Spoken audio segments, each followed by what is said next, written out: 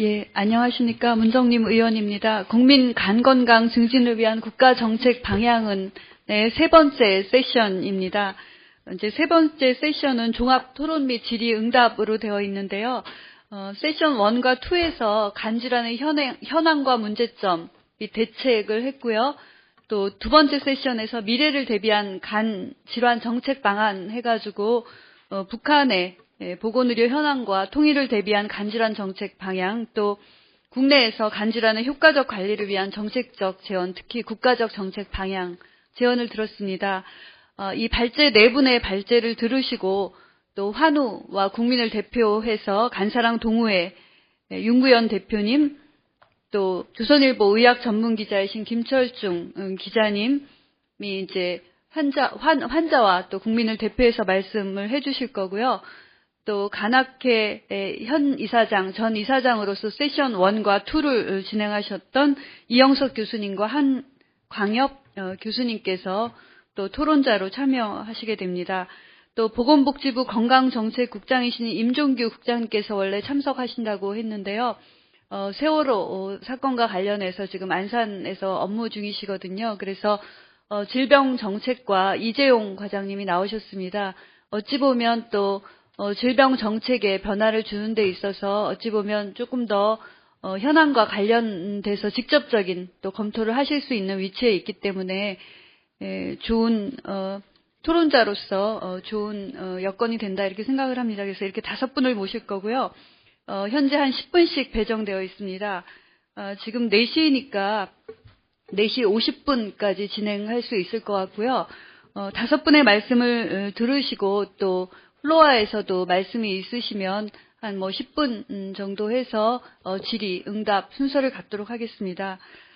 먼저 윤구현 간사랑 동호회 대표님께서 환우를 대표해서 앞에 발제를 들으시고 간단한 토론과 또 필요하면 발제자들에게 질의하실 수 있겠습니다. 부탁드립니다. 네, 방금 소개받은 간사랑 동호회 대표 윤구현이라고 합니다. 앞에 말씀하신 좋은 말씀 잘 들었고요. 거기 간단하게 언급하고 또 아주 간단하게 또 제 의견 또 말씀드리겠습니다.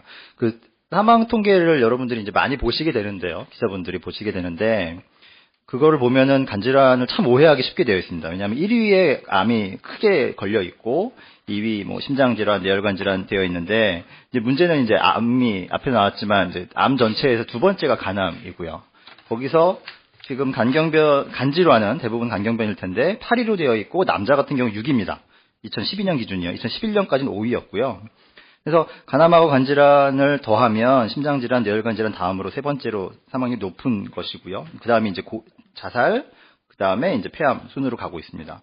근데 이제 가장 큰 문제는 40대, 50대 남자의 암 사망률 1위가 간암이라는 거고요. 그 다음에 간경변증은 같은 연령대에서 암, 자살에 의해서 3위에 차지하고 있습니다. 그러니까 특히나 이제 젊은 연령대에 가족을 부양해야 될 연령대의 남자들한테 큰 문제가 되어 있습니다. 근데 나쁘기만 하느냐 좋은 점도 좋아지고 있습니다. 90년대 중반부터 지금까지 간질환 사망률이 딱 절반이 줄었습니다. 10만 명당 30명 정도 사망을 하다가 지금은 13.5명으로 줄었고요. 그다음에 90년대 중반과 지금을 비교하면 간암의 5년 생존율은 뭐 11%에서 지금은 25%, 그러니까 2배 반 정도 늘어났기 때문에 굉장히 이제 호전되고 있습니다. 다만 이제 간암 사망률은 크게 이제 변화가 없는 상태이고요.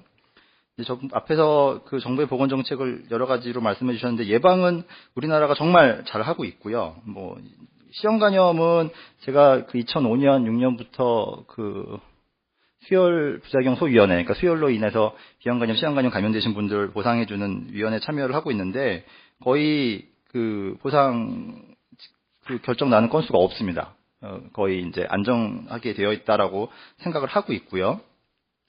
치료는 앞에서 말씀하셨는데 그 4대 중증 질환 보장성 강화 정책 이게 뭐 그 대통령 토론회를 보신 분들은 혹시 기억하실지 모르지만 이게 이제 두 후보 간에 논란이 됐죠. 왜 간질환은 빼놨냐 뭐 이런 질의가 나올 정도로 논란이 되었던 거였고 지금 이게 모순이 뭐냐면 갑상선암은 암이기 때문에 보장을 그러니까 4대 중증 질환에 포함이 됩니다. 그래서 갑상선암의 5년 생존율이 100.1입니다. 그러니까 갑상선암은 상대 생존율이죠. 그러니까 갑상선암이 없는 동일한 성별 연령대 사람들보다 오히려 더 오래 살겠다고 되어 있고요. 근데 중증 간경변은 앞에서 나온 것처럼 25%. 그러니까 갑상선암은 5년 생존율이 훨씬 높은 갑상선암은 중증 질환으로 보장을 받는데 간경변은 그렇지 않다는 것이고, 이게 또 현장에 가면 어떤 일이 벌어지냐면 이제 초음파가 사대 중증 질환은 이제 급여가 됐습니다. 그래서 1년에 두 번씩 5년 동안은 급여를 받아서 간암 환자는 3,500원 정도를 내고 복부 초음파를 받을 수가 있습니다. 근데 간경변증은 비싼 병원은 23만 원을 내야 됩니다. 그러니까 이제 암이 있냐 없냐에 따라서 내는 돈이 이제 거의 뭐 몇십 배가 차이가 나는 거죠. 그래서 원래 제가 알기로는 보건복지부는 그 본인 부담 상한제로 통일을 하자, 비용이 많이 들어가는 병은 보장을 하자, 이런 식으로 가려고 했던 것 같은데 이제 대통령 선거를 치르면서 이게 좀 엉킨 것 같습니다. 제가 실은 한 의원님 처음 당선됐을 때 인터뷰를 한 2시간 정도 한 적이 있었는데요. 그때 제가 뭐라고 말씀드렸냐면 정말 큰일을 하실 분 같은데 너무 작은 당에 계셔서 많은 일을 못 하실 것 같습니다라고 마지막 인사를 드렸었거든요. 근데 합당을 하시면서 이제 큰일을 하실 수 있는 당에 오셨어요. 근데 안타깝게도 합당한 게 아마 새누리당의 보건정책이 거의 다 결정이 난 상태로 와서 아마 의원님이 계셨으면 이런 거는 잘 걸리셨지 않았을까라는 아쉬움을 그 당시에 굉장히 많이 가지고 있었습니다. 지금 비형간염 약제급여 기준은 2013년 이후에 대부분 굉장히 잘 되고 있는데요. 이제 몇 가지 문제. 오늘은 언급이 되진 않았지만, 다약제 내성, 교수님들 기자분들은 잘 아시겠지만, 비형간염 치료제 다약제 내성에서 특정 약 단독 사용이 되냐 안 되냐 가지고 좀 논란이 좀 되고 있고요. 제가 걱정하는 거는 시형간염 치료제가 좋은 게 나왔습니다. 근데 이게 굉장히 고가의 약이라서, 그러니까 우리나라 돈으로 1억 내지 2억 정도 들어가는 이제 아주 좋은 약이 나와서 이게 국내에 들어왔을 때에 아마 보험급여 문제에 논란이 있지 않을까라는 생각은 좀 걱정을 하고 있고요. 치료는 이렇게 되고 있는데, 아까 김영택 과장님께서 제가 알기로 10년 전에 저랑 얘기할 때는 제 기억으로는 그런 말씀 하셨거든요. 보건정책이 제일 중요한 건 급여정책이다. 그런 말씀하신 것 같아요. 그렇지 않나요?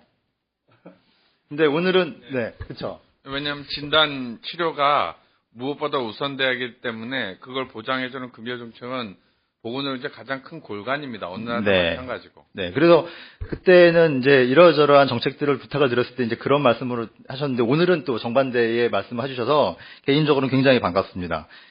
우리나라 만성질환 관리 사업이라는 게 있는데 여기에 간질환이 포함되어 있지 않습니다. 대부분 생활습관병 위주로 되어 있고, 간염이나 간경변증 같은 경우에는 지금은 급여정책이나 예방정책 이외에 다른 어떤 보건정책에서 커버를 하는 곳은 제가 알기로는 없는 걸로 알고 있고요. 앞서서 김영택 과장님께서 말씀하신 것, 일본의 예를 들어주셨는데요.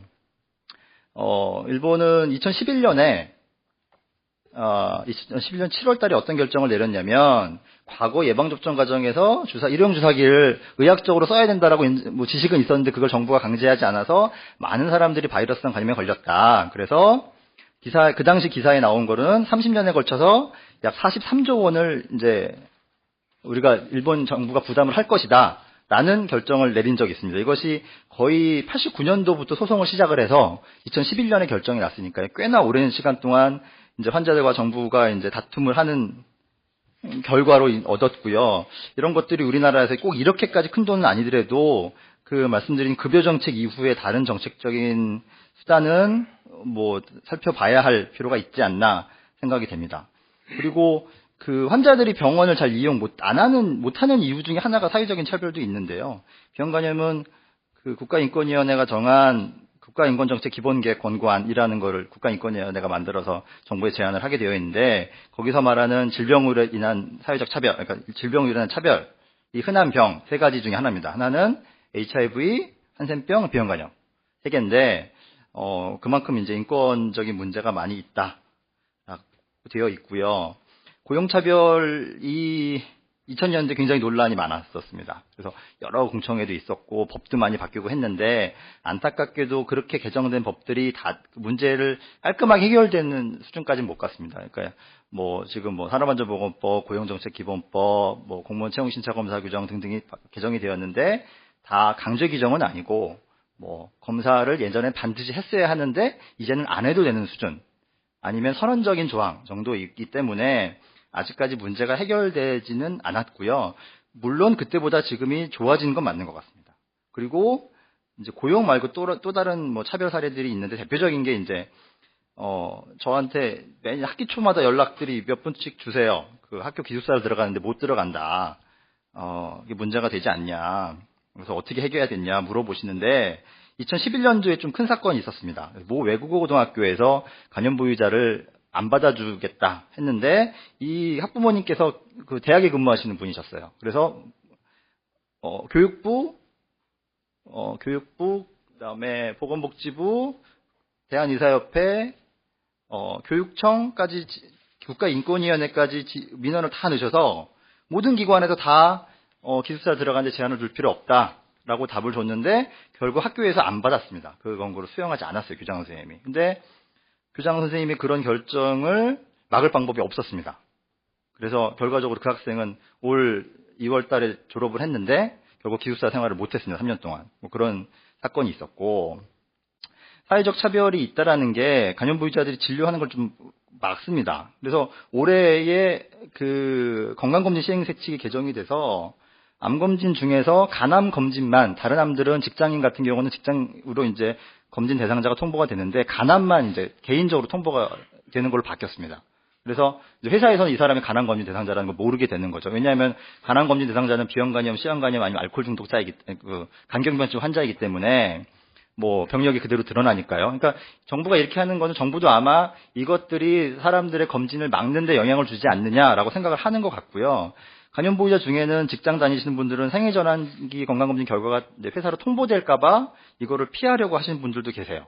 그러니까 이런 문제들이 해결이 돼야 진료를 더 원활하게 받을 수 있지 않나 생각이 되고요.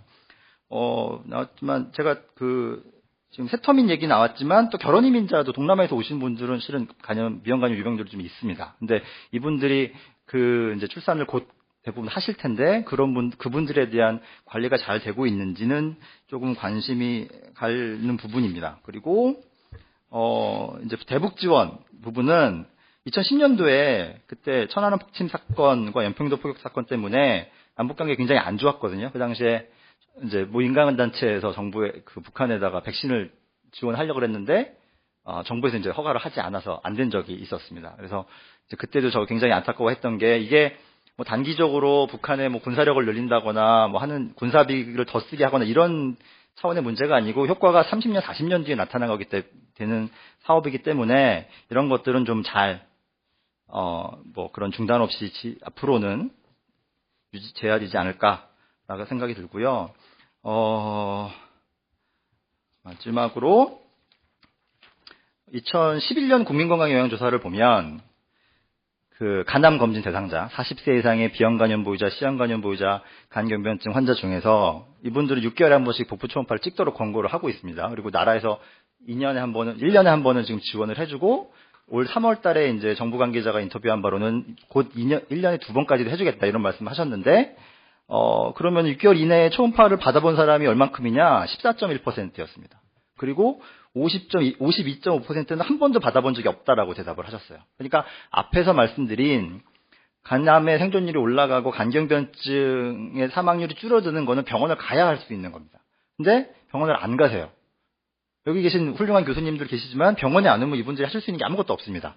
그래서 저는 뭐 이러저러한 정책이 다 필요하지만 그중에서 제일 지금 중요하게 생각해야 될 부분은 간염, 이 고위험 군인 사람들이 왜 병원에 안 가는지, 이 사람들을 어떻게 하면은 정기적으로 병원에 가게 하는지 이 부분이 제일 관건이라 생각이 들고, 제가 생각하는 세 가지 핵심은 비용 부담이 좀 크고요. 복부 초음파가 보험 적용 안 되면 20만 원이 넘는 병원들도 있습니다. 사회적 차별이 없어져야 하고요. 그 다음에 환자들이 내가 왜 병원을 다녀야 하는지에 대해서 교육받을 기회가 별로 없습니다. 그래서 그 세 가지를 잘 충족을 하면 지금보다 훨씬 더 간암 생존율이 올라가고 간경변 사망률이 낮아지지 않을까 생각이 듭니다. 감사합니다. 예. 윤구현 간사랑 동호회 대표님께서 말씀해 주셨는데, 사망 통계의 오류, 또 예방과 치료 면에서 또 장애로 작용하는 여러 가지 것들을 말씀해 주셨습니다. 또, 환자들이 혹은 또 고위험군이 병원에 가게 하려면 어떤 제도적 변화 또 국가적 인식이 바뀌어야 되나 하는 부분까지 말씀해 주셨습니다. 다음은 김철중 조선일보 의학 전문 기자님께서 또 언론에서 본 국민 건강 증진을 위한 정책 방향이 어때야 하는지 하는 부분에 대해서 말씀해 주시겠습니다. 부탁드립니다. 예, 반갑습니다.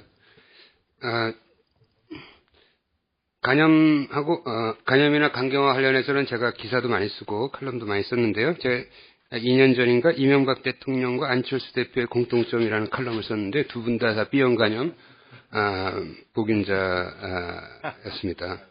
예.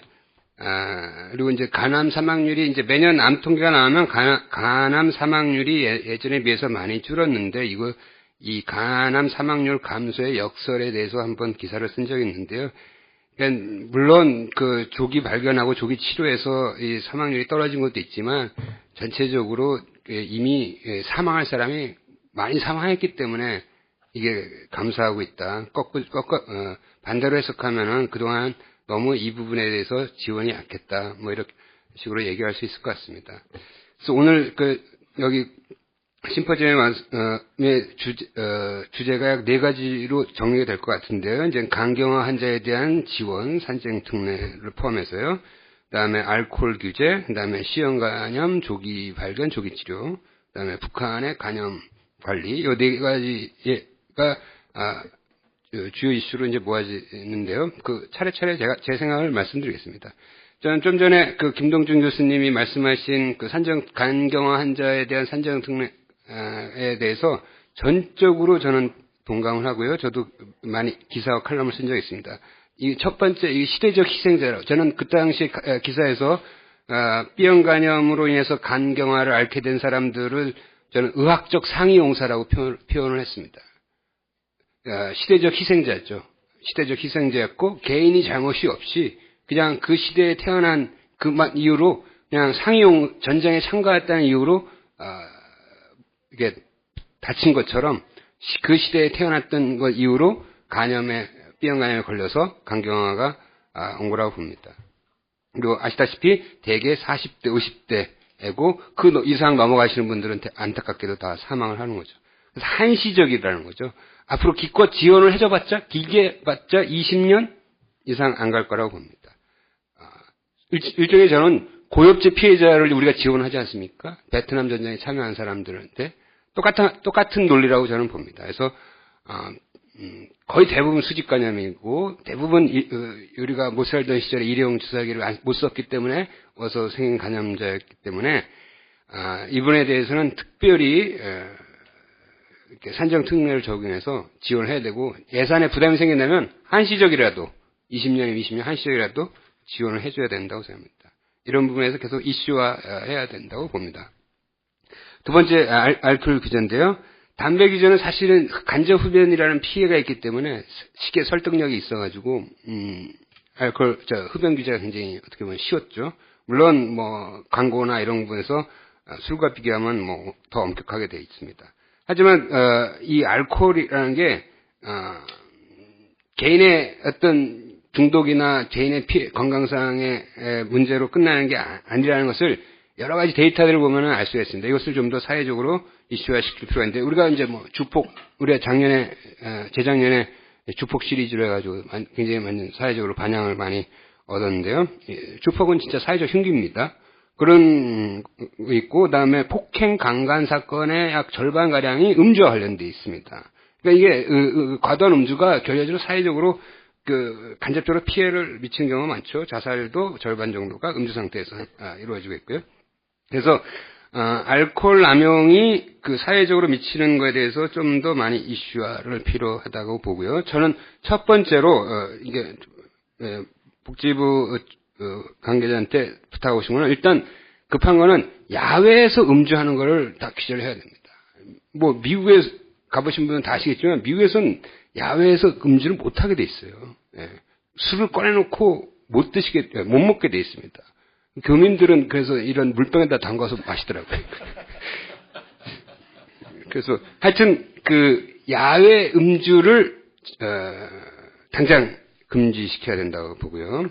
그다음에 청소년에게 주류를 판매했을 경우에는 좀 더 엄격한 처벌이 필요하고요. 그다음에 저는 또 하나 급한 게 편의점 앞에 매대에서 술을 못 마시게 해야 됩니다. 편의점 앞에다가 그 파라솔 같은 거 설치해 놓고 거기서 술을 마시. 이거는 완전히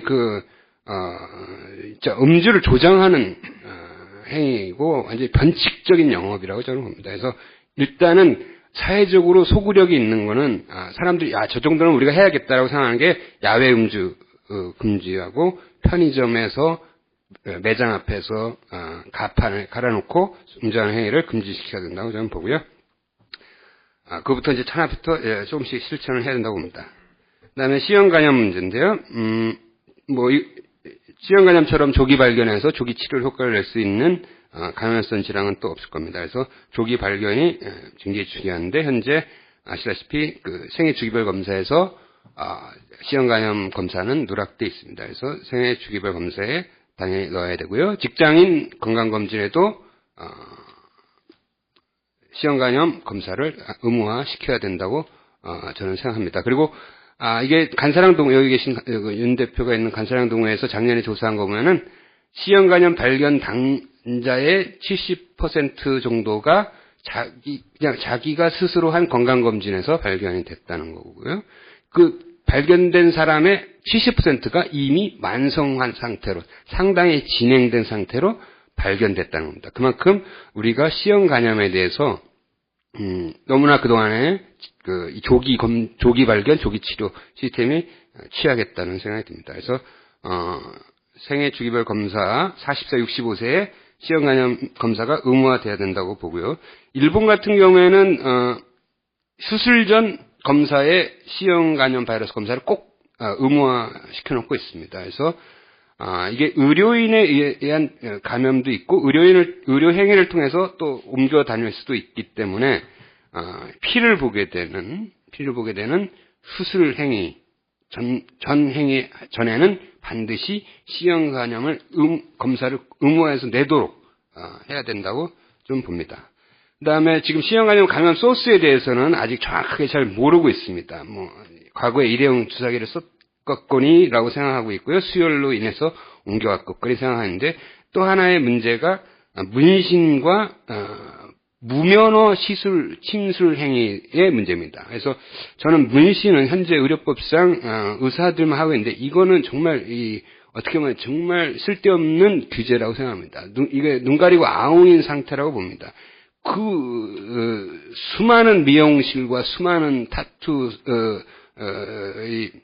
샵에서 문신을 하고 있는데 법은 의사만 할 수 있는 그러면 왜 단속을 안 하는지 모르겠어요. 법대로 단속을 해야 될 거 아니에요. 다. 근데 단속도 안 하고 그냥 냅두고 있는 어정쩡한 상황인데요. 차라리 이것을 저는 양성화해서 반드시 위생적인 시설과 환경에서 시술이 이루어지고 그것을 인증받은 곳만 문신 행위를 할 수 있도록 해야 되는 게 현실적인 저는 여건이라고 봅니다. 그래서 일회용과 위생적인 시설을 갖춘 곳은 문신 행위를 그러니까 경도의 문신 행위를 할 수 있다. 미용 목적 문신을 할 수 있다는 식으로 양성해야지. 그렇지 않으면 무면허나 이런 불법 시술 단계에서 오히려 우리가 C형 간염에 노출되는 오히려 더 위험에 빠질 수 있는 법을 엄격하게 운영해서 오히려 더 위험한 상황이 될 수 있다고 봅니다. 그래서 그것은 양성하는 정책이 좀 필요하다고 보고요.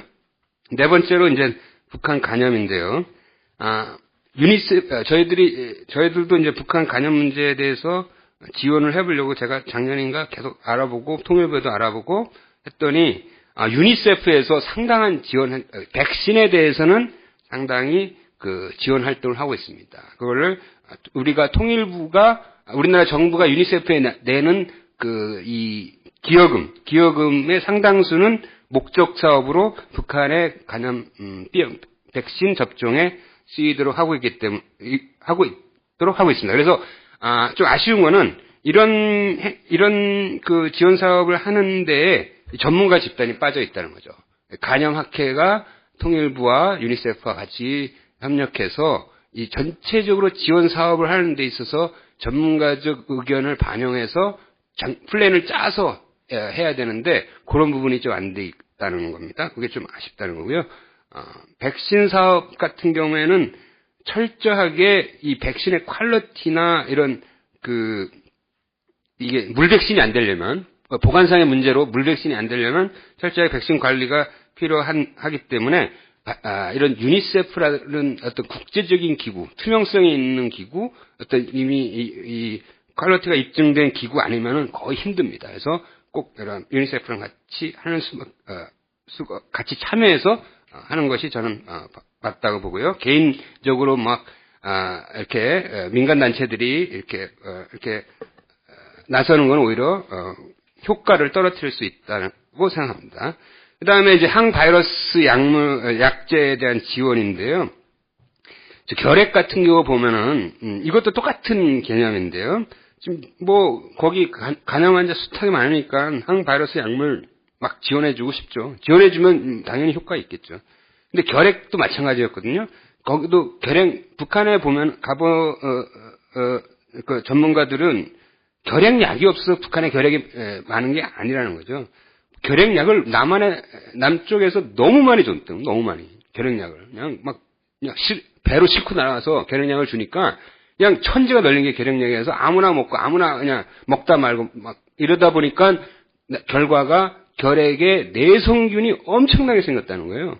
그러니까 약을 주는 게 아니라 그 결핵을 관리하는 시스템을 줘야 된다는 거죠. 그래서 앞으로 항바이러스 약제를 지원하는 사업에 있어서도 대한간학회가 적극적으로 나서서 이 간염 환자 관리하는 시스템을 깔아줘야지 절대 약만 이렇게 무슨 구호 물자도 주듯이 줘서는 안 된다. 이것을 우리가 북한의 결핵 관리 지원에서 배운 뼈저린 교훈입니다. 그래서 그런 것들을 대한간학회가 충분히 나서서 이렇게 정부랑 같이 그런 플랜을 좀 짜는 게 중요하다고 봅니다. 지금까지 대한간학회가 어떤 항바이러스 약물의 보험급여 확대라든지 간염 환자 관리라든지 간염 환자에 대한 사회적 인식 차별을 없애는 이런 데서 상당히 많은 기여를 해왔다고 봅니다. 전문가 학회로서 어떤 사회적 책무를 아주 우수하게 한 대표적인 학회라고 봅니다. 앞으로도 많은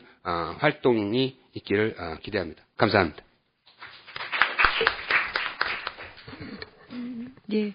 요약해서 정책적인 부분을 잘 말씀해 주셨습니다. 간경화의 산청 특례에 포함될 필요성이 정당하다는 부분 그 사례를 말씀해 주셨고요. 또 알코올 규제의 필요성은 물론이고 규제를 한다면 어디서부터 할 것이냐라는 부분, 또 C형 간염의 조기 발견과 또 이것에 대한 검사 방법을 어디서부터 할 것이냐라는 부분, 또 북한의 간 질환에 대해서 예전에 결핵 지원의 예에서 보듯이 약뿐만 아니라 시스템의 도입이 필요하다. 그런 면에서 간 학회 전문가의 의견이 필요하다라는 것을 이제 요약해서 말씀드릴 수 있을 것 같습니다. 다음은 제1세션과 제2세션에 자장으로 참석해 주셨던 두 분 교수님의 말씀을 듣겠는데요. 이영석 전 대한간학회 이사장님께 지정토론 부탁드리겠습니다. 우리나라의 만성 간질환은 비형 간염이 대부분을 이루고 있는데 우리 비형 간염의 역사를 보면 크게 4개의 단계로 나눠진다고 생각이 됩니다. 비형 간염의 실체가 발견된 건 1968년입니다. 근데 우리나라 환자가 많이 발생이 된 거는 6.25 전쟁 1951년을 기점으로 해서 많은 환자들이 발생이 됐고 그게 무슨 병인지도 모르고 지나다가 이제 1968년도에서야 비로소 비형 간염의 실체가 발견이 된 겁니다. 그래서 이때는 아마 제가 볼 때는 암흑의 세계였지 않나 이렇게 명명을 하고 싶고, 그러나 비형간염이 실체가 밝혀졌다 하더라도 치료 약제가 없었습니다. 치료 약제가 개발이 된 거는 약제가 없기 때문에 할 수 없이 그 당시에는 환자가 더 이상 확산되는 걸 막아야 되겠다 해서 그 당시엔 예방의 시기로 봅니다. 그래서 환자의 더 이상 확산이 되는 걸 막기 위해서 전염병 예방법에 비형간염이 2종 전염병으로 등장이 됐고, 그러므로 인해서 그 환자들의 사회로부터의 격리, 많은 불이익을 주게 됐습니다. 법으로 취업을 제한했고 취학을 제한했고 많은 법에서 비형간염에 대한 사회적인 차등을 법으로 제한을 했습니다. 이 사회에서 많은 환자들이 취업의 기회나 취학의 기회를 잃게 됨으로 인해서 경제적인 약자로 결국은 경제적인 약자가 되고 말았습니다. 그 후의 단계가 1998년도에 비형간염 치료제의 도입 시기입니다. 그래서 치료제가 나오기 전까지는 어떻게 보면 예방의 시기였는데, 치료제가 나오고 난 다음은 치료의 시기로 되어 있었습니다. 그런데 문제는 치료제가 나오는데도 불구하고 우리의 모든 인식은 전염병 예방법에 근거해서 환자에 대한 불이익은 그대로 존재를 하고 있던 것이 사실 오랫동안 진행이 되어 왔던 겁니다. 문제는 지금의 시기는 이제는 달라져야 된다고 봅니다. 이제는 치료의 시기를 넘어서 이제는 정책 개발의 시기, 새로운 환자들에 대한 우리가 어떤 그동안의 불이익을 감수할 수밖에 없었던 이 환자들에 대한 우리가 보상을 해줘야 하는 시기가 아닌가. 그렇다고 해서 그분들에 대한 특혜를 주자는 얘기는 오해를 받을까 봐 미리 말씀을 드리는데, 특혜가 아니라 그 사람들에 대한 우리가 과거에 법적으로 또 이 매스컴을 통해서 비형간염 환자들의 불이익을 홍보를 했던 문제, 또 의사들이 비형간염 환자들에 대해서 관심을 두지 않았던 이런 문제들을 이제는 다시 아우러서 그 환자들을 위한 어떻게 보면 보상의 단계로 들어가야 되지 않겠나 하는 그런 측면에서 아마 오늘 이 시간부터는 우리 정책 전환의 단계로 바꿔야 되지 않을까, 저는 그렇게 생각이 됩니다. 그동안 비형간염 환자들의 받았던 사회적인 이런 수모라든가 사회적인 불이익, 이거를 이제는 해소를 해줘야 할 시기라고 됩니다. 아까는 김영택 과장님께서 비형간염, 시형간염, 지역사회 전폐는 없다 이렇게 분명히 말씀을 하셨는데, 이러한 개념이 바뀐 게 그렇게 오래되질 않았습니다. 그 이전에 많은 환자들은 사회적인 불이익에서 군대 문제, 취업 문제, 하다못해 결혼 문제, 여러 가지 문제에서 불이익을 당했고 사회적인 약자가 됐기 때문에 이제는 그 사람들을 보상을 해줘야 할 시기가 됐다고 저는 생각이 됩니다. 그 다음에 비형간염에 비해서 시형간염은 그렇게 염증의 정도가 심하지가 않습니다. 그러나 문제는 오랜 기간 동안 염증이 진행이 되기 때문에 만성화되는 율이 많고 자기도 모르게 간경변 아주 상당히 진행이 될 때까지도 모르는 그러한 경우가 많습니다. 또 국민의 인지도도 이렇게 높지가 않아서 시형간염 검사도 잘 안 해가지고 나중에 간경변이 상당히 진행이 된 다음에야 비로소 시형간염을 감염되는 것을 알고 있는 것이 우리의 현실입니다. 그래서 시형간염 문제는 막상 치료를 하려면은 치료 시기를 놓치는 경우가 상당히 많기 때문에 좀 더 우리가 홍보를 일찍을 해서 시형간염이 간경변으로 도달하기 이전에 미리 발견을 해서 조기 치료를 할 수 있는 그러한 시스템이 이제는 만들어져야 된다. 저는 그렇게 생각을 하고 있고요. 그 다음에 알코올성 문제는 지금까지는 알코올성 간염을 개인의 질병으로 우리가 받아왔지만 이것도 우리의 하나의 사회적인 질병으로 우리가 봐야 된다고 생각이 됩니다. 더더욱이나 문제가 되는 것이 청소년들의 음주 문제, 또 최근에 와서는 여성들의 음주 문제도 이게 중요한 문제입니다. 요즘 병원에서 있다 보면 요즘은 젊은 여자들이 간이 나빠져가지고 병원을 찾는 경우를 상당히 많이 보게 되거든요. 사회가 이제 많이 변한다 하는 것을 느끼고 있지만 문제는 이 다른 질병에 비해서 여성들은 알코올에 대해서 굉장히 취약한데도 불구하고 똑같이 원샷 함으로 인해서 여성들이 더 빨리 간이 망가질 수 있다 하는 것을 우리가 염두에 둬야 됩니다. 더더욱이나 여성들은 또 우리의 앞으로의 미래를 책임지는 출산을 해야 되고 이런 문제들이 있기 때문에 여성의 음주 문제, 이것도 우리가 분명히 체계적으로 우리가 관리를 해야 될 문제라고 봅니다. 사실 이런 문제는 우리 대한간학회가 10년 전서부터 간의 날을 만들면서 올바르게 홍보를 하고 올바른 정책을 유도하려고 노력을 했는데 이게 학회만으로서는 역시 역부족을 느끼게 됐습니다. 이런 기회에 우리 이번에 문정님 의원님께서 주관을 하시는 이런 중요한 기회를 우리 기화로 해서 앞으로는 우리의 모든 의식의 변화를 좀 추구를 해서 환자들을 위한 그러한 환자를 중심으로 진료를 하고 환자를 중심으로 정책을 개발하고 환자를 중심으로 의료보험을 운영하는 이러한 체제로 이제는 바꿔나가야 되지 않겠나 하는 생각입니다. 마지막으로 제가 한마디만 더 말씀을 드리면은 이 만성 간질환 환자들은 다른 만성 콩팥병이나 이런 거하고 달리 사람들이 조용합니다.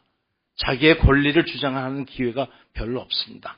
사회적인 또 불이익을 당할까봐 더 목소리를 내지 않고 그러는 상황인데 사실은 따지고 보면은 우리의 본인의 잘못도 아닌 그런 상황에서 감염이 되고 만성적으로 평생을 고생하고 있는 그런 환자이기 때문에 우리가 알아서 이제는 보상을 해줘야 되지 않을까 저는 그렇게 생각합니다. 네, 감사합니다.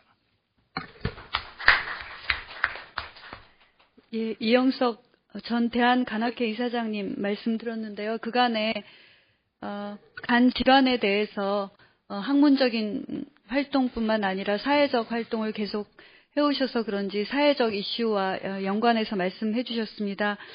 B형 간염의 경우에는 예방과 치료의 시기를 넘어서서 예방과 치료를 포함한 관리의 시대다.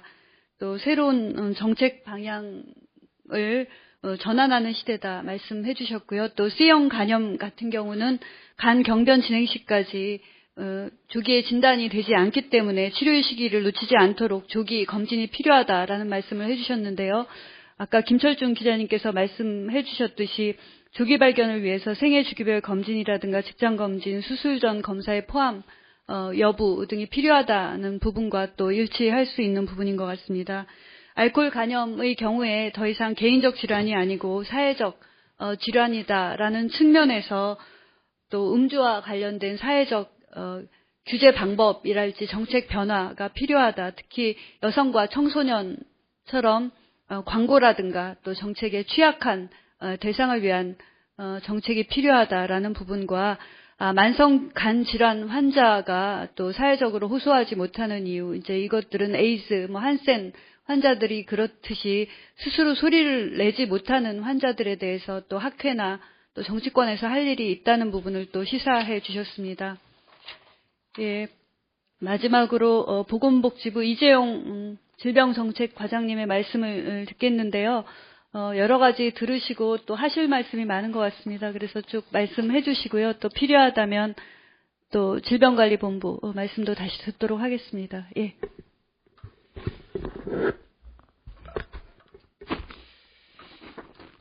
예, 질병정책과장 이재용입니다. 여러 가지 좋은 말씀 많이 해주셨는데 저는 간 질환 또는 간 건강 정진을 위한 어떤 국가의 사업 그리고 향후 어떻게 할 거냐에 대해서 주로 말씀을 드리고요. 그에 앞서서 저도 알코올 관련한 간 질환에 대해서 몇 가지 한번 짚어볼까 합니다.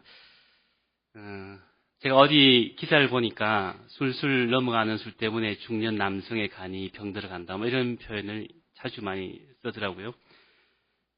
이게 술과 관련한 문화적인 측면에서 보면은 제가 대학을 85학번인데 그때 당시 학교 안에서 술을 제 기억으로 마신 적이 없고 주로 학교 밖에 있는 주점이나 이 호프집 N에 가서 술을 마셨는데 제가 2000년에 의학 분업을 하면서 의학 분업의 법적인 측면의 검토라는 주제로 이제 법대에서 강의를 해달라고 해서 한번 강의를 간 적이 있습니다. 그런데 대학을 갔더니 그 2000년에 갔더니 축제 기간도 아닌데 캠퍼스 안이 온통 술병이더라고요. 잔디밭은 이렇게 애들이 이렇게 둥그랗게 모여 앉아가지고 대낮부터 소주를 그냥 그렇게 마시더라고요. 얘들은 취업도 잘 안 될 텐데 무슨 하여튼 그래 술 많이 마시더라고요. 술로 인한 여러 가지 폐해는 우리 김철중 기자님 말씀하셨고, 그 술이라는 게 단순히 뭐 신체적 건강 측면만이 아니고 뭐 학습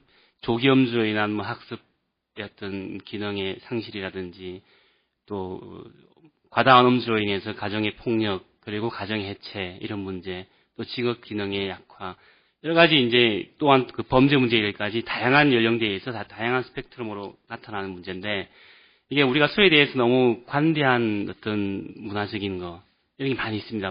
법원에서도 그런 판단을 많이 하지 않습니까? 멀쩡한 사람인데 술 때문에 그랬다 그래서 양형 기준을 대폭 낮춰주기도 하고 여러 가지 문제가 굉장히 많은데, 이 술에 대해서는 여러 가지 이제 규제가 어려운 게 너무나 관대한 사회 문화적인 측면, 이런 것 때문에 주류에 대한 규제가 어려운 그런 측면이 있고요. 그래서 옛날에 보면은 우리 고등학교 시절에 보면 현진건 소설가가 그 술권하는 사회, 지금은 그때 당시에 술권하는 사회라는 게 물론 이제 사회가 술을 권한 건 아니고 그 어떤 사회의 부조리라든지 모순 이런 것들로 인해서 지식인들이 부적응으로 나타나면서 이제 어느 쪽으로 표현한 거지만은, 지금 현재로 보면은 사회 전체가 술을 권하는 듯한 거, 그리고 또 이런 것들로 인해서 범죄를 키우는 사회가 아닌가라는 그런 측면에서 술에 대한 규제가 굉장히 조속히 들어가야 된다는 걸 먼저 말씀을 드립니다. 우리 간 건강과 질환 관련해서 국가적인 사업을 한번 쭉 살펴보면요. 먼저 간암 검진 사업, 국가 암 검진 사업인데, 이게 2003년부터 이제 간암 검진을 본격적으로 실시를 했습니다. 그래서 의료급여 수급권자, 그리고 건강보험료 이제 납부하는 사람 중에 소득 부가기준 하위 50%인 사람들에게는 무료로 간암 검진을 지금 현재 해주고 있고요. 또 건보 이제 상위 50%인 사람의 경우에는 이제 검진비 10%를 본인이 부담을 하죠. 이런 국가 암 검진 사업을 하고 있고, 또 B형 간염의 경우에는 이게 국가 예방 접종 사업으로 95년도부터 이제 예방 접종 사업을 시행을 해서 여러 가지 이제 B형 간염의 표면 항원 양성률이 82년에 8.6%에서 11년에 3%로 이게 굉장히 획기적으로 많이 감소를 해왔고요. 2002년부터는 B형 간염 산모로부터 이제 출생한 영유아에게 백신 접종을 주 내용을 하는 B형 간염 주상기 감염 예방 사업을 실시를 하고 있습니다. 그리고 B형 간염 선별 검사는 이제 만 40세가 되면은 이제 생애 전환기 건강 진단하면서 실시를 하고 있고요. 그다음에 절주 사업도 건강 정진 사업의 일환으로서 여러 가지 이제 예방과 홍보 이런 사업을 하고 있습니다. 주류 광고도 모니터링을 하고 있고요. 이런 사업을 이제 지속적으로 해왔기 때문에 아까 말씀하신 여러 가지 이제 성과가 있는 거죠. 그런 성과들이 나타났다고 생각을 하고요. 그럼 향후에 어떻게 갈 거냐가 굉장히 중요한 측면이라고 보고 있습니다. 그래서 향후 국가정책의 방향은 이제 예방과 조기 발견과 그리고 치료 시의 건강보험 체계의 어떤 개편, 이런 것들이 종합적으로 이루어져야 된다고 생각이 됩니다. 이제 예방과 관련해서는 이제 김철중 기자님 말씀하신 것처럼 야외에서 음주하는 이런 것들 규제, 이런 것도 이제 한번 적극적으로 검토해 볼 필요성이 있는 것 같고요. 그래서 그런 것들을 포함한 건전한 음주 문화 정착, 그리고 아울러서 이제 건강한 식생활 운동, 이런 이제 홍보 사업과 관련해서 지속적인 추진이 필요하고, 그리고 한편에서는 이제 간 질환에 대한 어떤 올바른 인식을 확산할 수 있는 그런 것들도 같이 해나가야 될 것 같습니다. 두 번째는 간 질환 관련해서 조기 발견할 수 있는 어떤 시스템을 구축하는 건데요. 국가 암검진 사업이 물론 효과가 상당히 있는 사업이고 또 뭐 검진율이라든지 뭐 그다음에 발견율이 낮긴 하지만 상당한 효과가 있어 왔던 그런 사업인데 이 사업이 보다 더 효과를 가지고 보다 더 높은 어떤 효과성을 가지기 위해서는 제안해 주신 것처럼 어떤 그런 고위험군 발견을 통한 어떤 뭐 수급률 제고라든지 이런 방향으로 갈 수 있도록 국가 암검진 사업의 어떤 개편까지도 한번 저희가 적극적으로 검토를 해보겠습니다. 근데 한 가지 이제 염려가 되는 것 중에 하나는 우리 국민들이 과다하게 이제 술을 많이 마신다. 그래서 엄주협회 통계에 보면은 매년 소주로 환산하면은 소주 1인당 성인 1인당 소주를 84병을 마시는 걸로 되어 있습니다. 이게 남성의 경우에는 음주율이 한 73%가 되고 여성은 42% 정도 되는데 이걸 통합해서 보면은 성인 1인당 남녀를 통틀어서 거의 이틀에 한 병 소주를 마시는 게 되는 거죠. 굉장히 많이 마시죠. 어떻게 보면은 이러한 그 과다한 음주로 인해서 모든 국민이 간 질환에 대해서는 고위험군화 될 수 있지 않나라는 그런 염려가 들어서 이 고위험군 발견과 관련해서는 좀 더 깊이 있는 연구가 필요할 것 같고요. 그 다음에는 이제 건강 치료와 관련해서 물론 간염의 예방도 굉장히 적극적으로 해야 될 필요가 있고 또 실제 질환으로 전이 됐을 경우에는 이제 치료에 대해서 정부가 적극적으로 개입하고 지원을 통해서 보장성을 더 많이 확대를 해나갈 필요가 있겠습니다. 제안하신 것처럼 이제 어떤 간 질환의 특성을 반영한다. 이거는 이제 간경화로 인한 어떤 경제적인 비용 부담이 크기 때문에 중증질환 산정특례 적용에 포함시키자 이런 말씀을 많이 하셨는데요. 사실 이제 제가 오기 전에 이런 것들에 대해서 협의가 되고 그래서 이런 방향으로 검토하겠다라고 말씀을 드리면 좋았을 텐데, 저희 복지부가 지금 세월호 관련해서 이 의료 쪽하고 건강보험 쪽의 대부분이 사실은 진도 현장과 팽목과 체육관 그리고 안산에 나와 있습니다. 저도 어제 안산 근무하다가 왔고요. 그 이전에는 이제 진도 팽목 거의 3분의 1을 진도 팽목에 있었는데, 지금 현장에 너무 많은 인력들이 배치가 있고 이러다 보니까 이 문제에 대해서 충분한 협의를 가지고 제가 나온 건 아닙니다. 그래서 이런 부분에 대해서 충분한 필요성이 있다고 보기 때문에 저희가 분해에서 보다 이제 심도 있는 그런 논의를 통해서 방향을 정해 나가도록 하겠습니다. 그리고 마지막으로 이제 향후에 이제 통일과 관련해서 어떤 질환에 대한 관리 체계 구축이 필요하지 않냐라는 말씀을 많이 해주셨고요. 또 과거의 어떤 경험에 비추어서 김철중 기자님 약을 직접적으로 지원하는 것보다는 어떤 시스템 지원하는 게 필요하다는 말씀하셨는데, 제가 2005년에서 2007년까지 국회협력 과정을 하면서 이제 북한 보건의료 지원 체계 제도 개선, 그다음에 지원 이런 사업을 쭉 하고, 실제 평양을 비롯해서 여러 개 이제 도시를 다니면서 본 바로는 이제 우리가 생각하는 지원에 대한 어떤 필요성하고 그쪽에서 요구하는 지원의 순위가 많이 다르고, 또 저희가 여러 가지 이제 이를테면은 이제 약이 우선이 아니고 그 약을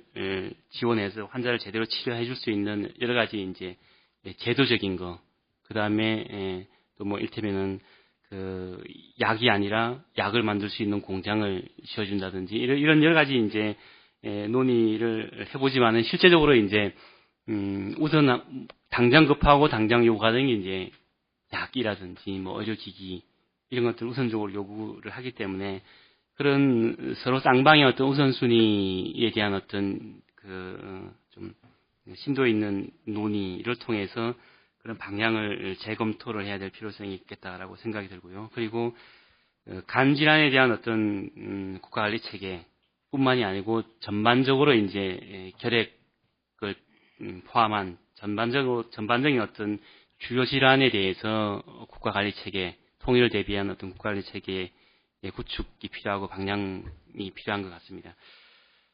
남북한의 그 차이, 사람에 대한 차이, 체중과 그다음에 키, 체질 이런 거의 차이는 인종의 차이를 뛰어넘는다고 그럽니다. 종과 종 간의 차이를 뛰어넘을 만큼 큰 차이가 나타나고요. 그게 또 그러한 차이가 향후에 통일이 됐을 경우에 융화의 문제, 그리고 또 과다한 어떤 질병의 부담 문제, 이런 문제가 있기 때문에 체계적으로 이제 우리가 그런 질환을 관리하고 그다음에 그 질환에 대한 관리가 잘 이루어질 수 있도록 북한의 어떤 보건의료 체계에 대한 개편이 동시에 들어가야 된다는 생각이 듭니다. 저는 간에 대한 전문가가 아니기 때문에 간이 어떤 거냐를 쭉 찾아봤더니 간은 우리 몸에서 500여 가지가 넘는 일을 한순간도 쉬지 않고 처리하는 그런 장기다. 그래서 몸에서 벌어지는 거의 모든 일에 관여를 하고 또 생명과 삶에 직접적인 영향을 미친다. 뭐 이렇게 이야기하더라고요. 그래서 우리 문정님이 말씀하신 것처럼 간질환 예방과 관리가 국민의 삶의 질을 좌우할 수 있는 핵심 의제 중에 하나다. 이건 틀림없는 말인 것 같고요. 그래서 이제 개인 한 사람 한 사람이 어떤 관리에 책임이 있는 거고 또 그걸 넘어서 국가가 어떤 관리에 책임이 있는 것 같습니다. 이걸 벤자민 프랭클린의 말을 빌리면은 건강을 유지하는 것은 자기 자신에 대한 의무인 동시에 또 사회에 대한 의무이다. 라는 것처럼 어떤 간질환에 대해서는 개인의 어떤 책임 플러스에서 국가가 이런 간질환을 앓고 있는 사람들이 사회에 복귀할 수 있게 혹은 과다한 질병 부담으로 인해서 가정이 해체되지 않고 또 가정을 유지하면서 건전한 사회인의 한 사람의 사회인으로서 역할을 할 수 있게 지속적으로 보장성을 강화하는 문제, 이런 문제들을 저희가 좀 더 심도 있게 검토를 해서 향후에 이런 부담이 가지 않도록 제도와 체계를 개선해 나가도록 하겠습니다. 감사합니다. 네, 발제에서 질병관리본부에서도 말씀을 해주셨지만 또 복지부의 질병정책 과장님으로서 좀 한계가 있으실 텐데도 불구하고 총론적인 부분을 좀 말씀해 주셨고요. 이제 수의 규제가 어려운 이유를 이제 말씀하시면서 그래도 이제 규제가 어려운 우리나라의 문화적 인식에도 불구하고 야외 음주 규제를 포함한 할 수 있는 것들을 조금 말씀을 해주셨습니다. 특히 절주 사업과 관련돼서는 이제 건강증진 기금을 이용한 방법 등을 포함한 건전한 음주, 건강한 식생활, 또 간질환 국민 인식 부분을 얘기를 해주셨고요. 또 간암 검진의 현황을 말씀해 주셨고 또 국가 예방 접종의 실태를 말씀해 주셨습니다. 앞으로 이제 치료에 있어서는 간질환의 특성을 반영한 국가 개입의 필요성은 잘 알겠다. 근데 그런 부분에 이제 심도 있는 검토를 아직 거치지 않은 상태이기 때문에 그 부분에 확정적인 답은 말씀 안 해주셨지만 이제 산정특례에 반영되는 방법, 또 중증질환으로 반영되는 방법에 대한 이제 고민을 아마 하실 것 같습니다. 또 북한 지원에 있어서 북한이 이제 보건의료 제도의 변화가 남한과의 차이도 있지만 또 질환의 특성도 있고 또 국민 여건의 특성도 있습니다. 최근에 북한은 이제 영양 문제 뭐 이런 것들로 인해서 영양 지원, 뭐 예방 접종 지원, 뭐 이런 것들이 유니세프를 통해서 이루어지고는 있지만 결핵, 간염과 같은 간염성 질환에 대해서는 북한 자체의 고민도 있을 것이고 또 통일을 대비한 남한에서는 사실 고민이 되는 상황인데 그런 부분에 지원에 있어서 복지부 국제협력관으로서 이제 근무했을 당시의 상황을 말씀하셔서 서로 간의 요구가 다르고 또 여건이 달라서 한계가 있었던 점을 말씀해 주셨습니다. 근데 이제 금년 초에 네, 통일은 대박이다라는 통일 대박론 이후에 또 드레스덴 발표도 있으셨고 또 앞으로 남북한 인도적 교류와 관련해서는 많은 것들이 있을 수 있기 때문에 이제 이런 부분을 정부와 또 간학회 같은 전문가들이 또 함께 할 수 있는 그런 계기가 될 수 있을 거라 생각합니다. 또 전문가로서 간학회 이사장님, 현 이사장님이신 한강엽 교수님께서 말씀을 해주시겠는데요. 어찌 보면 또 뭐 종합적인 말씀이 되실 수도 있을 것 같습니다. 그래서 말씀 듣고 필요하면 또 플로어에서 질의응답 시간을 갖도록 하겠습니다. 예, 교수님 부탁드립니다. 예, 감사합니다. 시간이 많이 가서 또 앞에 분들께서 다 상당히 저희 간학회에서 제안했던 여러 가지 부분들을 긍정적으로 이렇게 받아주셨기 때문에 일부 조금만 말씀드리는 걸로 할까 합니다.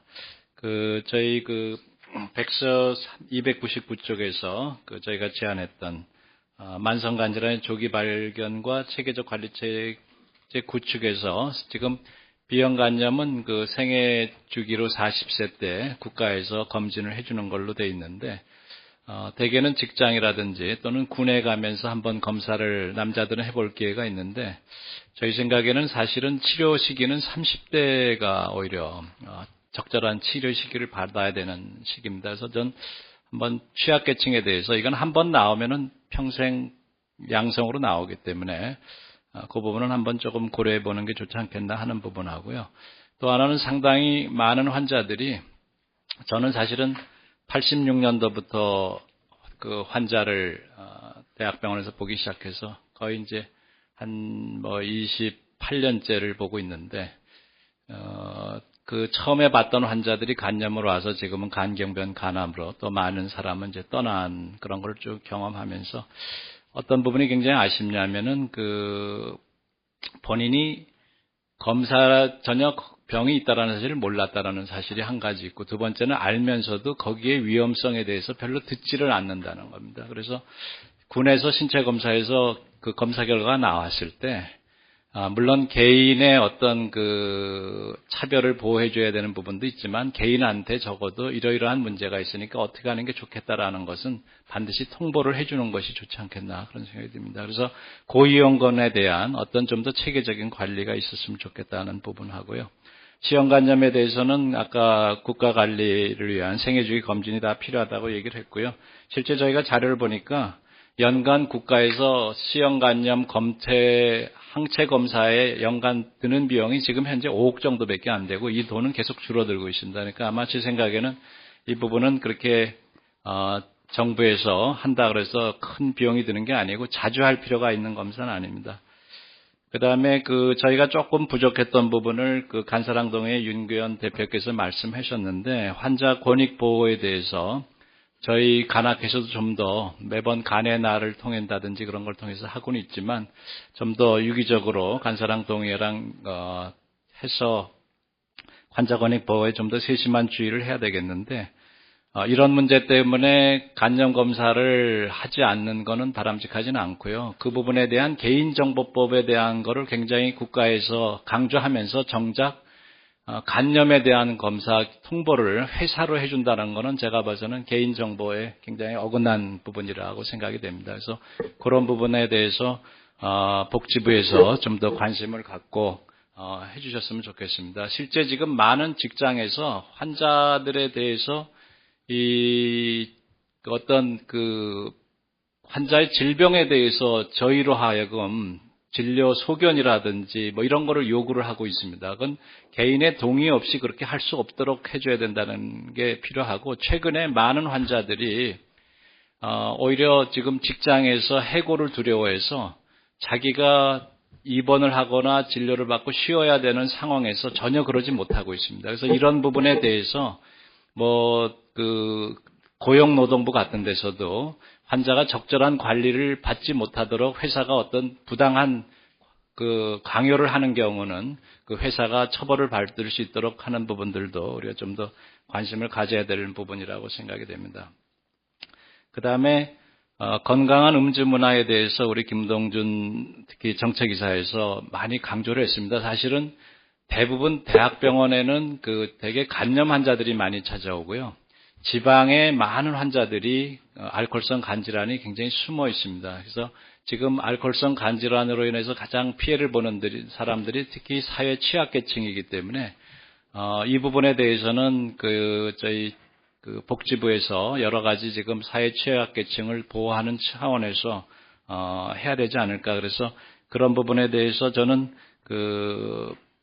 조선일보의 김청일중 기자께서 과거에 주법 관련해서 언론에서 한번 큰 홍보를 통해서 좋은 반응이 있었는데 저희 간학회에서는 이번 가을에 간해란 행사를 건강한 생활 습관 중에 건전 음주 문화와 건강한 생활 습관을 캠페인을 하려고 그러는데 우리 김철중 기자님께서 많이 도와주실 거로 그렇게 믿습니다. 그래서 지금 이 부분에 대해서 저 자신도 다소 좀 소홀한 부분이 있었는데 우리 학회에서 좀 더 관심을 갖고 해야 되는데 제가 듣기로는 취하는 데 드는 비용이 전 세계에서 한국이 제일 싸다 그럽니다. 이러한 잘못된 음주 문화가 아마 일제시대 때 있었고 아까 우리 복지부 정책과장님께서 잠깐 얘기를 하셨지만 나라를 잃은 슬픔 때문에 그 당시에는 취해야만이 뭔가 살을 것 같은 느낌이었기 때문에 많은 국민들이 특히 지식층들이 취해서 사는 거를 오히려 자랑스럽게 했지만 이제는 제 생각에는 저희 간학회에서는 이미 건전 음주를 하겠다고 설선수범을 하겠다고 약속한 바가 있고요. 앞으로 언론계 또 법조계에서 이 음주에 대해서 굉장히 너그러운 거는 법조계 인사분들이 굉장히 잘못된 음주나 문화를 갖고 있다는 걸 저희가 알고 있습니다. 그래서 사회 지도층들이 솔선수범하는 것을 같이 한번 시범을 했으면 좋겠습니다. 그 다음에 김철중 기자께서 수술 전 검사 의무화에 대한 건 저희가 별로 생각하지 못했던 부분인데 그 부분에 대해서는 저희가 좀 더 의료계 내에서도 홍보를 하도록 좀 더 노력을 할 거고요. 북한 문제에 대해서는 실질적으로 좋은 소식은 최근에 우리나라 많은 제약회사들이 항바이러스제들을 지금 카피를 해서 그 약을 카피해서 지금 많이 만들어 놨는데 거의 안 팔리고 있습니다. 그래서 그 약들을 우리가 북한한테 좀 더 도와주는 쪽으로 여기 제약회사에서 관계자분들도 오셨는데 이 약 안 팔리는 약을 괜히 유효기간 보내지 말고 하되 굉장히 중요한 말씀을 해주셨습니다. 그래서 그 시스템을 같이 하는 부분인데 제가 북한 쪽에서 아까 왔던 자료를 보면은 지금 결핵과의 문제보다 더 많은데 문제는 it remains silent but deadly epidemic 이렇게 보고를 했습니다. 문제는 이것이 굉장히 조용하기 때문에 그냥 그 환자가 그냥 조용히 죽기 때문에 별로 관심을 안 갖고 있는 부분입니다. 그러나 우리가 알아야 될 거는 바이러스성 간질환은 유일하게 계속적으로 지속이 되면서 또 전염성이 있으면서 암으로 발전될 수 있는 유일한 병입니다. 그리고 또 하나는 이것을 막을 수 있는 방법이 있다는 거에 대해서 같이 할 수 있다 그러면 정말로 좋을 거라고 생각이 되고요. 그 다음에 최중명 교수님께서 통일 대비에 대해서 상당히 좋은 얘기를 해주셨는데 저희가 지금 세월호 참사 이후에 정부에서의 대처가 여러 부처 간의 혼선과 이런 부분으로 인해서 많은 국민들의 실망을 했었고 실질적으로 우리가 사망자만 찾았지 결국은 새로 구출한 사람이 하나도 없었는데 아까도 김철중 기자께서 말씀했듯이 우리가 이 정책이 너무 늦어져서 다 죽은 다음에 사후 약방이 돼서는 안 된다고 생각이 됩니다. 그러니까 이러한 문제를 우리가 알았으면 좀 더 신속하게 정책이 입안이 돼서 지금 간질환 환자 중에 남은 생존자들을 우리가 잘 구출하는데 우리 모든 분들이 같이 힘을 합했으면 좋겠다는 생각이 들고요. 북한에 대한 부분에 대한 거는 저희가 탈북자를 대상으로 해서 정책 연구를 좀 국가에서 지원하는 것이 어떤가 전 제안을 합니다. 왜냐하면은 사실 탈북자들이 검사를 받는데 그분들이 항바이러스 치료를 받을 돈들이 없어서 거의 그 이후에 관리가 안 되다가 이 사회 취약계층으로서 이 사람들이 거의 대부분 저희 병원에 찾아올 때 굉장히 간암이나 간경변 말기로 찾아오고 있습니다.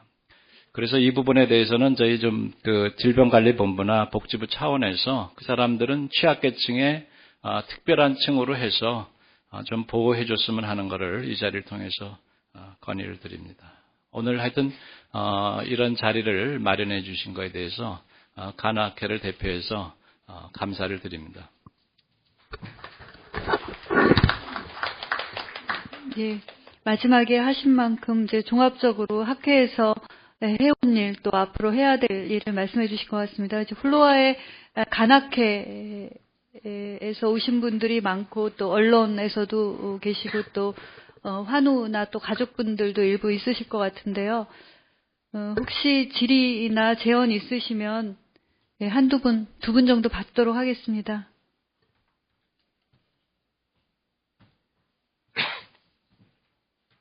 예. 간학회 홍보이사님이시죠? 기획이사님. 예. 임양석입니다. 다른 분들이 질문을 생각하시는 동안에 먼저 제가 질문을 하겠습니다. 모든 패널 분들께서 저희 학회의 의견과 일치된 의견을 보여주셔서 너무나도 기쁩니다.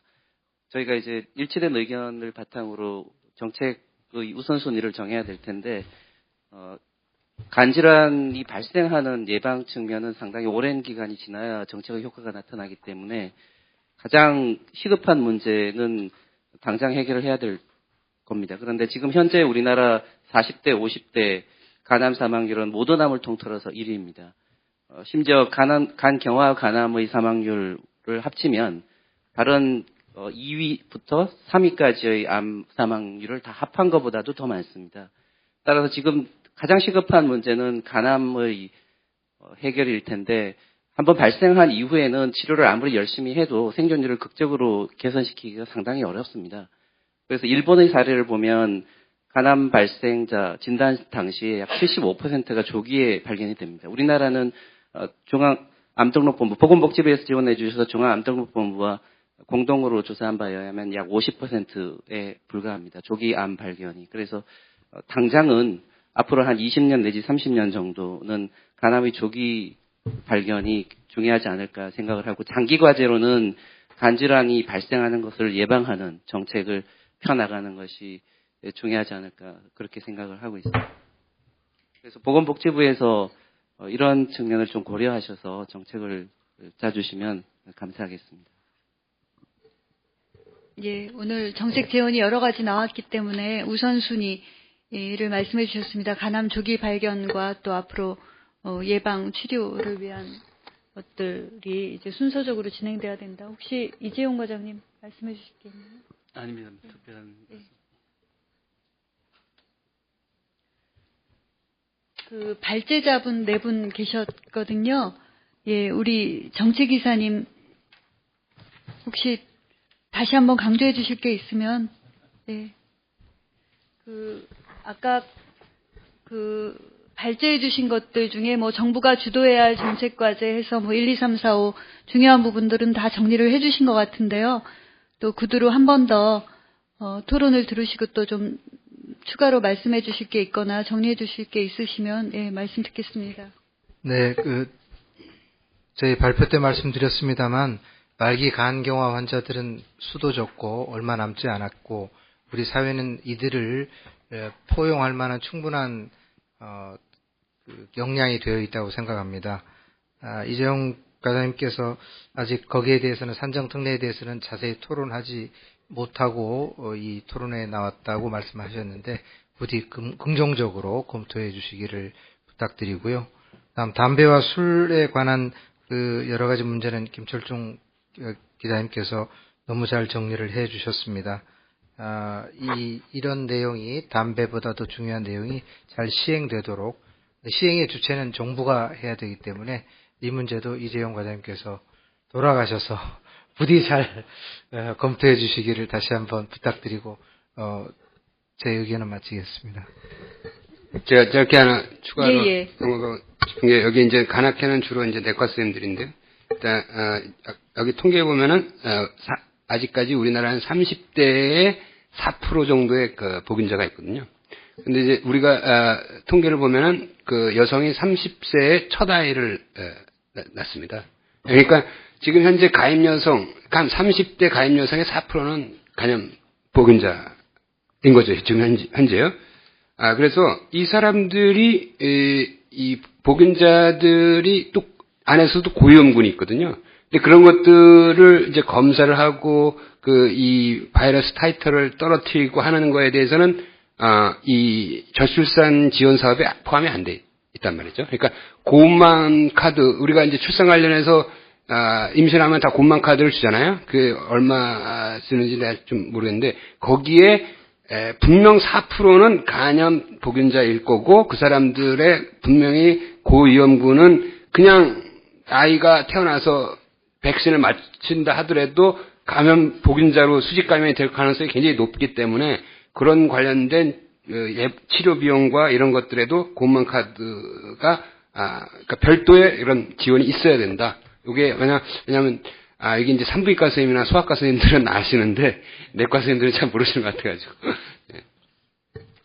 저도 한 가지 거기 팩트를 좀 추가드리면 1년에 한 2만 명 정도가 아기를 낳는데 비형 간염이 있어서 산모가 아이가 2만 명 케이스 정도가 노출이 됩니다. 그 중에 이제 실패자가 500명 정도 되는데 거기에 최소 비용을 국가가 보정해주고 있습니다. 그게 감염병 관리 차원이긴 하지만 국가가 보존해주고 있고 아마 이제 기님께서 말씀하시는 건 좀 더 포괄적인 지원 부분은 아니지만 최소한의 본인 부담금에 대한 의료 비용을 산전 직전에 검사하고 항원을 이뮤노글로빈 투여하는 비용하고 이제 그 비용은 좀 진료 비용과 포함해서 본인 부담금은 이제 하나도 안 드는 형태로 제공은 하고 있어요. 그게 바로 이제 비형간염 수직감염 예방 사업이죠.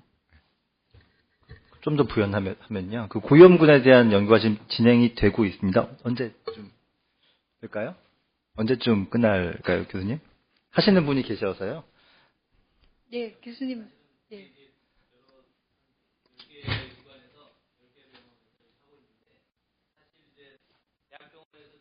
하는데 사실 많이들 대학병원에서 안 낳고 출산을 안 해서 개인 병원에서 하니까 사실 그 개인 병원의 환자를 저희가 또 환자를 끌어당기는 그런 것이 됩니다. 그래서 우리 윤교수 대표님 많이 이제 홍보에 도와주셨는데 실제로 이제 많이 등록된 환자가 예상 수보다 한 20% 정도밖에 안 된다는 겁니다. 이제 그 전체적인 계획 기간은 내년 정도로 끝나는데 그래서 좀 그런 이제 좀 어려움이 있다고 있습니다.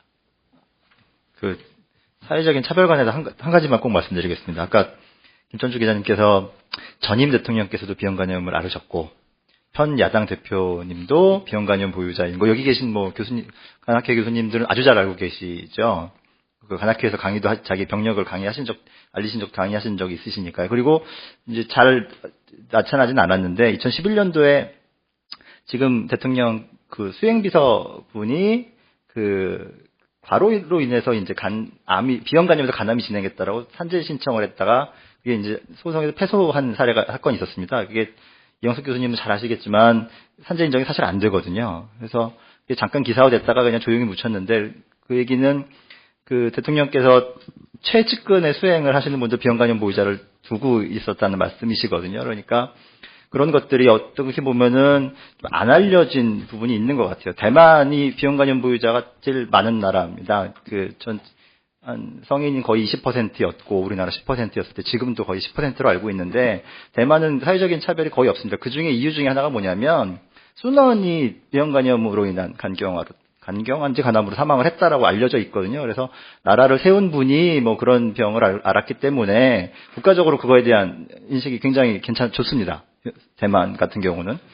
그래서 왜냐하면 사회 지도층 중에 5명 중에 1명이 비형간염 보유자이니까요. 배제할 수가 없죠. 그래서 우리나라도 이렇게 이제 사회 지도층 분 중에서도 비형간염 보유자가 상당히 많을 텐데 그런 분들이 좀 더 그런 것들을 알리면 보다 인식이 좀 좋아지지 않을까 생각이 듭니다. 네. 오늘 발제 4분의 발제를 들었고 또 자장으로 참여하시는 분 또 지정토론으로 참여하신 분들 모든 분들의 의견이 거의 일치하는 의견들인 것 같습니다. 이제 마지막으로 정리를 해야 되는데 사실 입법으로 할 것도 있고 제도나 정책으로 할 것도 있는데 제가 봐서는 명분이나 논리가 확실한 것들이 분명한 것들이 대부분인 것 같습니다. 근데 결국은 예산 반영과 정부의 정책 의지가 중요한 것 같습니다. 일단은 크게 건강보험 보장성과 관련돼서 간 질환에 있어서의 건강보험 보장성 강화와 관련돼서 이제 제가 의견을 말씀드리고 싶은 것은 그 간 질환에 대해서 특히 간암 진행 이전의 고위험군이라 할 수 있는 간 경변에 대해서 산정 특례 대상 혹은 중증 질환 지정을 통한 건강보험 급여화, 보장성 확대 이런 부분은 충분히 고려할 수 있을 것 같습니다. 최근에도 산정 특례 대상이 한 20개 정도 늘어났죠. 예. 그 산정 특례 대상으로 늘어난 것들이 지금 암, 뇌혈관 질환, 심장 질환 이외에 희귀 난치성 질환 중에 질환 중심으로 늘어났거든요.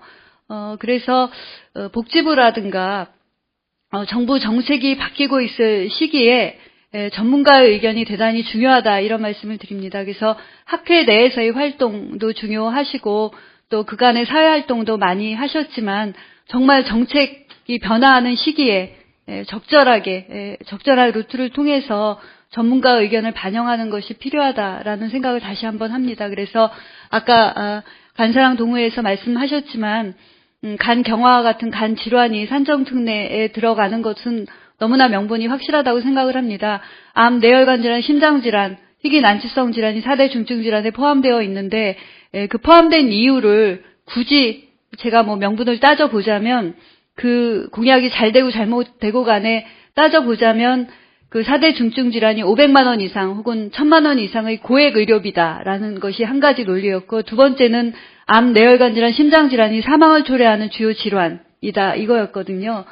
그래서 간 경화가 평생 동안 앓다가 이제 마지막에 많은 의료비를 쓰고 돌아가시는 것도 맞고 또 사망을 초래하는 주요 질환 중에 간질환이 4이지만 간암과 간질환을 포함하면 아까 3이다 이런 말씀하셨죠. 그래서 어떤 순위로 보거나 중증 질환에 포함될 여지는 충분히 있고 또 만성 신부전과 비교해서 만성 간질환이 중증도가 떨어지는 것도 아니고 그래서 산정특례 대상으로 간질환, 특히 간경화를 넣을 거냐 아니면 희귀 난치성 질환에 포함할 거냐라는 것은 이제 명칭의 문제이고요. 하여튼 산정특례에 들어가야만 하는 것은 시간 문제다 이렇게 생각을 합니다.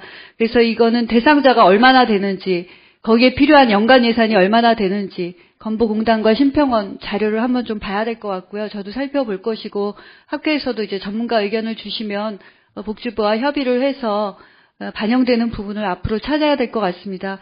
그 밖에 이제 초음파 급여가 암에 있어서 보장성 강화가 됐지만 갑상선 암 같은 경우도 초음파 급여가 되는데 상대적으로 암의 전 단계가 될 수 있는 간 경변의 경우에 급여화가 되지 않아서 부담이 많이 돼서 초음파를 하지 못한다든지 또 사회적 차별이라든지 여러 가지 때문에 못하는 요인들에 대해서는 사회적 인식뿐만 아니라 보험 급여화 될 때 건정심을 거친다든지 할 때 복지부가 우선적으로 결정하는 우선순위가 있습니다. 그것도 어차피 예산 범위 내에서 하는 거기 때문에 이런 것들을 급여화할 때 얼마나 예산이 반영되는지 검토를 통해서 단계적으로 아니면 또 최우선적으로 하는 방향을 좀 찾아야 될 것 같습니다.